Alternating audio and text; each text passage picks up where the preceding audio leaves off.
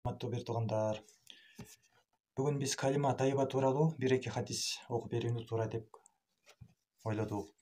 Абу Хурайра разияллаху анхудан риваят, пайгамбар саллаллаху алейхи вассалам айтты: ким ла илаха иллаллахту айтса, күндөрдүн бир күнүндө сөзсүз пайда берет, кутулат. Андан мурда бир аз жаза тарткан болсо дагы. Абу Хурайра разияллаху анхудан риваят, пайгамбар саллаллаху алейхи вассалам айтты: ким ла илаха иллаллахту айтса, күндөрдүн бир күнүндө сөзсүз пайда берет, кутулат. Андан мурда бир аз жаза тарткан болсо дагы. Ошон үчүн баягы чын жүрөктөн айтканга аракет кылышыбыз керек экен да. Бул иман келмеси да. Иман деген ошо калиманы айтыш менен анан жаңырат экен да, туугандар. Ушундай пайдаларын окуп туруш керек да. Ошондо бул калиманы айтканга бизден кадимкидей кызыгуу пайда болот да. Анан айтабыз, анан иман көтөрүлөт экен. Пайгамбар саллаллаху алейхи вассалам сахабаларына айткандай: силер иманыңарды жаңылап тургула дейт да. Иман эскирет дейт, кийим эскиргендей дейт. Ошондо сахаба разияллаху анхумдар кантип иманыбызды жаңыртабыз дейт да. Силер ла илаха иллаллах Мухаммаду расулухту көп айткыла дейт, кайталагыла дейт. Абдуллах ибн Умар разияллаху анхудан риваят, пайгамбар саллаллаху алейхи вассалам: мен силерге Нух алейхиссалам уулуна кандай осуят айтканын айтып берейинби деди.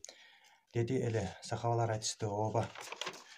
Пайгамбар саллаллаху алейхи вассалам мындай деди: Нух алейхиссалам уулуна мындай осуят кылган: о уулум, мен сага эки нерсени кылууга осуят кыламын жана эки нерседен тосомун. Биринчиси ла илаха иллаллах сөзүн осуят кылам. Себеби бул келме таразанын бир жагына коюлса, экинчи жагына баардык асмандар жана жерлер коюлса, бул келме аларды басып кетет. Башкача айтканда, алардан оорлук кылат. Экинчиси субханаллахил азим ва бихамдихи келмесин окуу. Себеби бул баардык макулуктардын ибадаты. Ушунун берекетинен баардык макулуктарга рызкы берилет.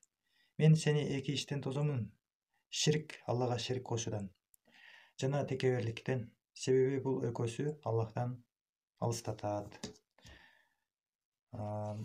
Ушундан да биз сабак алышыбыз керек. Биз да тыйышыбыз керек да, демекчи. Бизге да тиешелүү болчу, ушуга амал кылышыбыз керек, туугандар. Ширкти Алла Таала кечирбейм деген айтканы бар Куранда. Жана текеберликте дагы айтылып жүрөт, бул дагы кечирилбейт. Текеберлик бул шайтан ыйлыкананын амалы депчи. Көңүл бурганыңыздар үчүн чоң рахмат.